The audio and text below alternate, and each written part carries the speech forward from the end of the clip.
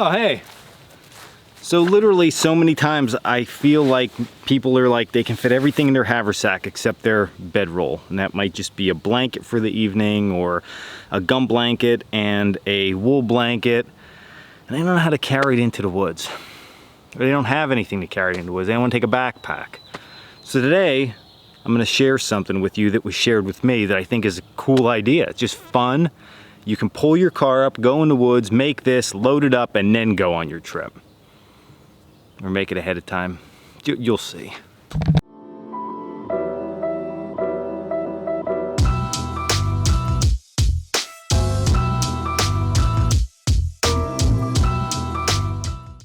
All right, so I went ahead and cut myself a sapling. Now you are going to have to put some time into actually doing this because you have to find it that's somewhat particular. So what I did here was I found something very straight, okay, with a branch kicking out, and then further up I found two branches kicking out this way. Okay, so right here and down further here. This section needs to be about the size of your back. So from top of your neck to your butt crack, no longer than that, and you don't want it much shorter, and you're gonna see why. So we're gonna go with the lower branch right in here. And what I'm gonna do is I'm gonna cut that to about 2.5 to 3 inches in length. That is going to be a hook for us. So that end is now cut. I'm gonna come down to these two branches, opposing branches. I'm gonna trim below that, okay? You can let some room on here because we're gonna actually be tying something off to this. So I would say 4 to 5 inches below that.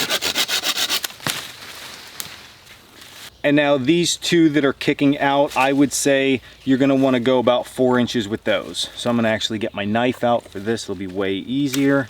So I'm gonna cut those free about 4 inches.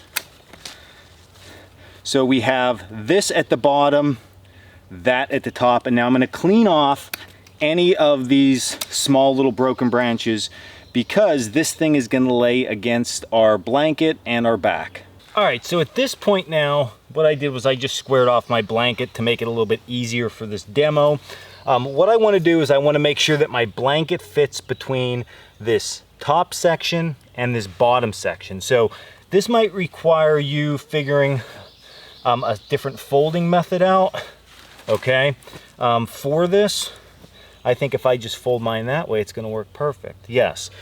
What I'm gonna do now is I'm gonna fold my blanket across and I'm gonna begin to roll. Now the tighter that I can roll this in here, the better for this system itself.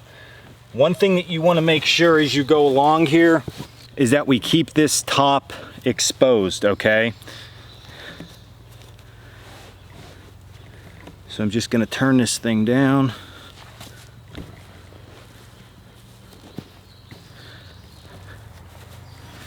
Tucking out my top and allowing my bottom to hold just like that.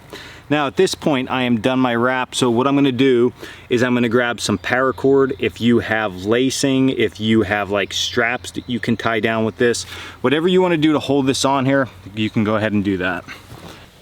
All right, so at this point we're all laced up, okay? Again, whatever you wanna use for lacing for this, you can. That bottom section is holding this on. The top hook is the top. All right, now you're gonna take some rope, you're gonna take some nylon webbing, whatever you wanna use for your straps to carry this is absolutely fine. How you're gonna measure this is really simple. We are going to fold that in half, so we're gonna make this continuous loop. We're gonna start at about our eyes, we're gonna come down to about our crotch. Okay, that seems to be about the best. You might have to play around with this before you set it up, but for me, that's about best. I'm just gonna put an overhand knot in here, okay? I'm not gonna cut this rope just because I'm doing it for a demo, but if you're gonna use this, you can cut your rope or you can just tuck this away inside. So now what we're gonna do is we're gonna place one loop over the top peg. We're gonna bring this down and we are going to just place this over the bottom peg. Now, what's gonna happen here is you're gonna look at this and think that it's not gonna hold too well just because of the way it's initially set up. But the reality is that it is gravity held, so it will work just like that.